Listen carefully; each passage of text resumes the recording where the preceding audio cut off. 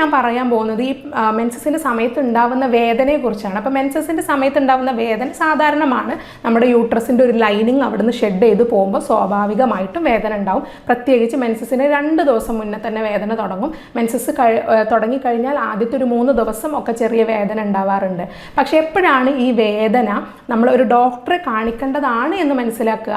സാധാരണയായിട്ട് മെൻസസ് ഉള്ള ഒരു സ്ത്രീക്ക് ഇരിക്കാൻ പറ്റും, നടക്കാൻ പറ്റും, ചെറിയ ചെറിയ വീട്ടിലെ ജോലികൾ ചെയ്യാൻ പറ്റും. ചെറിയ ജോലികളെന്നല്ല, വീട്ടിൽ സാധാരണ ചെയ്യുന്ന ജോലികൾ ചെയ്യാൻ പറ്റും. പക്ഷേ ഇടയ്ക്കൊരു വേദന തോന്നും. ഒന്ന് കുനിയുമ്പോൾ, കുനിഞ്ഞ് നിവരുമ്പോൾ കുറച്ച് ഹെവി ബ്ലീഡിങ് പോവുക, ഇതൊക്കെ വളരെ കോമൺ ആണ്. അപ്പോൾ ഞാൻ പറഞ്ഞ പോലെ നേരത്തെ ഈ OPയിലൊക്കെ ഈ അമ്മമാർ കുട്ടികളെ കൊണ്ടുവരുന്നത് നല്ല വേദനയാണ് ഡോക്ടറെ എന്ന് പറഞ്ഞിട്ട്. ചിലപ്പോൾ ആ കുട്ടികൾക്ക് സഹിക്കാൻ പറ്റുന്ന വേദന ഉണ്ടാവുള്ളൂ. പക്ഷേ അമിതമായിട്ടുള്ള വേദന, അവർക്ക് വർക്ക് ചെയ്യാൻ പറ്റാതിരിക്കുക, ബെഡിൽ നിന്ന് എഴുന്നേക്കാൻ പറ്റാതിരിക്കുക, എഴുന്നേൽക്കുമ്പോൾ തന്നെ തല കറങ്ങി വീഴുക, ഇതുപോലുള്ള പ്രശ്നങ്ങളൊക്കെ കാണുകയാണെങ്കിൽ അപ്പോഴാണ് നമ്മളിത് ഡിസ്മെനോറിയ എന്ന കാറ്റഗറിയിൽ കൊണ്ടുവരുന്നത്. അതായത് ഒരു ഹെവി പെയിൻ അല്ലെങ്കിൽ ഒരു സിവിയർ ആയിട്ടുള്ള പെയിൻ എന്ന് പറയുന്നത്. അതുകൊണ്ട് തന്നെ ഇന്ന് ഞാൻ സംസാരിക്കാൻ പോകുന്നത് ആർത്തവ സമയത്തുള്ള വേദനയെക്കുറിച്ചാണ്.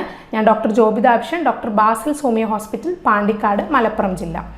പ്രധാനമായിട്ടും നമ്മൾ ഈ വേദന 2ആയിട്ട് തിരിക്കും. ഒന്ന് പ്രൈമറി എന്ന് പറയും, അല്ലെങ്കിൽ രണ്ടാമത്തത് സെക്കൻഡറി എന്ന് പറയും. പ്രൈമറി എന്ന് വെച്ചാൽ പ്രത്യേകിച്ചൊരു കാരണമൊന്നുമില്ലാതെ സാധാരണമായിട്ടുണ്ടാകുന്ന വേദനയാണ് പ്രൈമറി ഡിസ്മെനോറിയ എന്ന് പറയുന്നത്. ഇത് സാധാരണയായിട്ട് ഒരു മെൻസസ് ആയിക്കഴിഞ്ഞ കുട്ടികൾ, ഉടനെ ആയിക്കഴിഞ്ഞ ഒരു 20 വയസ്സ് വരെ അല്ലെങ്കിൽ ഒരു 18 വയസ്സ് വരെയൊക്കെയാണ് നമ്മൾ ഈ പ്രൈമറി ഡിസ്മെനോറിയ എന്ന് പറയുന്നത് ഭൂരിഭാഗം പേരിലും. പക്ഷെ അങ്ങനെ മാത്രമാണെന്ന് തീർച്ചപ്പെടുത്താൻ പറ്റില്ല. ഇതിന് വേറെ പെത്തോളജി അല്ലെങ്കിൽ വേറെ പ്രശ്നങ്ങളൊന്നും ഉണ്ടാവില്ല. അതായത് ഗർഭാശയത്തിൽ വേറെ കംപ്ലയിൻസ് ഒന്നും ഉണ്ടാവുകയില്ല. പക്ഷേ സെക്കൻഡറി എന്ന കാറ്റഗറിയിൽ എന്തോ ഒരു രോഗാവസ്ഥ കൊണ്ട് അല്ലെങ്കിൽ ഗർഭാശയത്തിലുള്ള എന്തെങ്കിലും ഒരു പ്രശ്നം കൊണ്ടുണ്ടാവുന്നതാണ് ഈ സെക്കൻഡറി ഡിസ്മെനോറിയ എന്ന് പറയുന്നത്. അതുകൊണ്ട് തന്നെ സെക്കൻഡറി ഡിസ്മെനോറിയ എന്ന് പറയുന്നത് മെൻസസിന് മുന്നേ തുടങ്ങാം, മെൻസസിൻ്റെ സമയത്ത് അതികഠിനമായ വേദനയായിരിക്കും, മെൻസസ് കഴിഞ്ഞാലും ദീർഘനാൾ ആ വേദനയുടെ എഫക്റ്റ് ബോഡിയിൽ ഉണ്ടാവാം. പക്ഷേ പ്രൈമറി ഡിസ്മെനോറിയ എന്ന് ഞാൻ നേരത്തെ പറഞ്ഞ പോലെ വേറെ രോഗങ്ങളൊന്നും ഉണ്ടാവില്ല. മെൻസസിൻ്റെ ഒരു ദിവസമോ 2 ദിവസം മുന്നൊക്കെ ചെറിയ ചെറിയ ബുദ്ധിമുട്ട് തുടങ്ങും. മെൻസസിൻ്റെ ആദ്യത്തെ 3 ദിവസം ചെറിയ വേദന ഉണ്ടാവും, പിന്നെ അങ്ങ് മാറിപ്പോകും.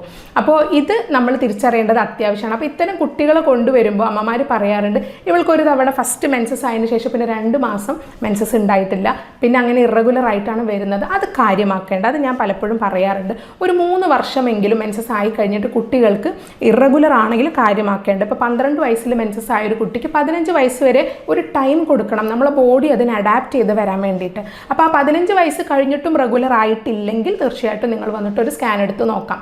അതല്ല ഈ ഒരു കാലയളവിൽ തന്നെ അമിതമായിട്ടുള്ള വേദന ഉണ്ട്, അമിതമായിട്ടുള്ള ബ്ലീഡിംഗ് ഉണ്ടെങ്കിലും കൺസൾട്ട് ചെയ്യണം. ഇതാണ് വേദനയെക്കുറിച്ച് എനിക്ക് പറയാനുള്ളത്. വേദന കോമൺ ആണ്, പക്ഷേ സഹിക്കാൻ പറ്റാത്ത വേദനയാണെങ്കിൽ അല്ലെങ്കിൽ നമുക്കൊരു ആക്ടിവിറ്റിയും ചെയ്യാൻ പറ്റാത്ത വേദനയാണെങ്കിൽ തീർച്ചയായിട്ടും കൺസൾട്ട് ചെയ്യേണ്ടതുണ്ട്. പിന്നെ എന്തൊക്കെ രോഗങ്ങളായിരിക്കും ഇങ്ങനെ വേദന ഉണ്ടാക്കാൻ നോക്കാം. ആദ്യമായിട്ട് തന്നെ പറയുകയാണെങ്കിൽ അഡിനോമയോസിസ് എന്നുള്ള അവസ്ഥ, അത് കുട്ടികളിലും കാണുന്നുണ്ട്, മുതിർന്നവരിലും കാണുന്നുണ്ട്.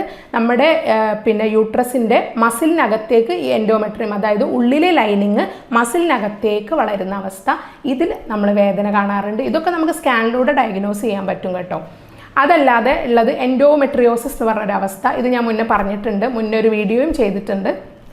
ഈ അവസ്ഥയിൽ പറയുന്നത് എന്താണെന്ന് വെച്ചാൽ ഈ ഒരു ലൈനിങ്, അതായത് യൂട്രസിൻ്റെ ഉള്ളിലെ ലൈനിങ് മറ്റ് ഭാഗങ്ങളിൽ പോയി വളരാം. അതായത് അണ്ഡാശയങ്ങളിൽ വളരാം, അല്ലെങ്കിൽ യൂട്രസിൻ്റെ പുറത്തായിട്ട് വളരാം, ഉള്ളിൽ വളരേണ്ടത്, അല്ലെങ്കിൽ നമ്മുടെ ബ്ലാഡറിൽ മൂത്രസഞ്ചിയിൽ വളരാം. ഇങ്ങനെ പല ഭാഗങ്ങളിലായിട്ട് പോയി വളരുക. അതുകൊണ്ട് തന്നെ നോർമലായിട്ട് ഈ ബ്ലീഡിങ്ങിൻ്റെ സമയത്ത് എൻഡോമെട്രിയം ഷെഡ് ചെയ്യുമ്പോൾ ബാക്കിയുള്ള ഭാഗങ്ങളിൽ നിന്നും ബ്ലീഡിങ് വരും. ബാക്കിയുള്ള ഭാഗങ്ങളിൽ നിന്ന് ബ്ലീഡിങ് വരുമ്പോൾ അവിടെ നിന്ന് ബ്ലഡിന് പുറത്തേക്ക് പോകാൻ വഴി ഉണ്ടാവില്ല. അപ്പോൾ അവിടെ ഒരു ക്ലോട്ട് വരിക, അല്ലെങ്കിൽ പെയിൻ വരിക, അല്ലെങ്കിൽ മുഴ, ട്യൂമർ, അതിനൊക്കെ സാധ്യത ഉണ്ട്.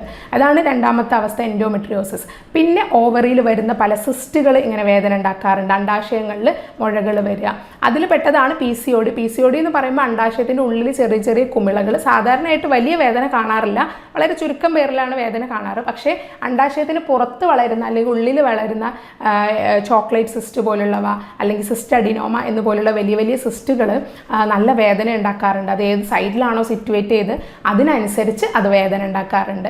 അപ്പോൾ ഇത്തരം കണ്ടീഷൻസിലൊക്കെയാണ് വേദന വരുന്നത്. മറ്റൊന്നാണ് PID അഥവാ പെൽവിക് ഇൻഫ്ലമേറ്ററി ഡിസീസ് എന്ന് പറയുന്നത്.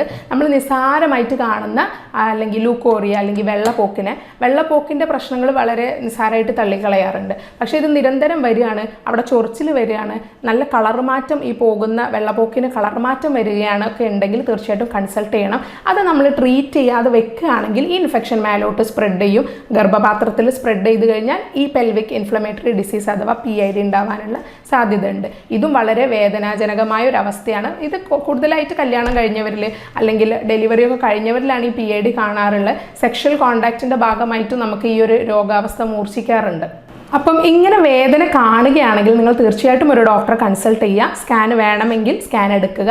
അതല്ല നിങ്ങൾക്ക് ഏതെങ്കിലും ബ്ലഡ് ടെസ്റ്റുകൾ ചെയ്യണമെങ്കിൽ അതും ഡോക്ടർ നിർദ്ദേശിക്കുന്നതിനനുസരിച്ച് നിങ്ങൾക്ക് ബ്ലഡ് ടെസ്റ്റ് ചെയ്യാവുന്നതാണ്. പിന്നെ നമുക്ക് വീട്ടിലിരുന്ന് കുറച്ച് കാര്യങ്ങൾ ചെയ്യാൻ പറ്റുന്നത്, സാധാരണ ഈ വേദന വരുമ്പോൾ, പക്ഷേ ഈ വേദന ഒരിക്കലും അതിൻ്റെ കാരണം മാറാൻ പോകുന്നില്ല. പക്ഷേ ഞാൻ പറയുന്നത് എന്താണെന്ന് വെച്ചാൽ നിങ്ങൾക്കൊരു ആശ്വാസം കിട്ടാനായിട്ട് ഒരു ഹോട്ട് ബാത്ത് എടുക്കാം. നല്ലൊരു ചൂടുവെള്ളത്തിൽ ഒരു കുളി കഴിഞ്ഞാൽ ചെറിയൊരു ആശ്വാസം ഉണ്ടാകും. അതുപോലെ ഹോട്ട് വാട്ടർ ബാഗ് നിങ്ങൾക്ക് യൂസ് ചെയ്യാം. പിന്നെ പഴയ കാലത്തൊക്കെ അമ്മമാർ പറയുന്നതാണ്, എല്ലാവർക്കും അറിയുന്നുണ്ടാവും, നിങ്ങൾക്ക് ഇഞ്ചി ഇട്ട് തിളപ്പിച്ച് വെള്ളം കുടിക്കാം, അതല്ലെങ്കിൽ ഉലുവ ഇട്ട് തിളപ്പിച്ച് വെള്ളം കുടിക്കാം. ഇതൊക്കെ ഒരുപാട് ഈ രോഗാവസ്ഥയ്ക്ക് മാറ്റം ഉണ്ടാക്കാറുണ്ട്.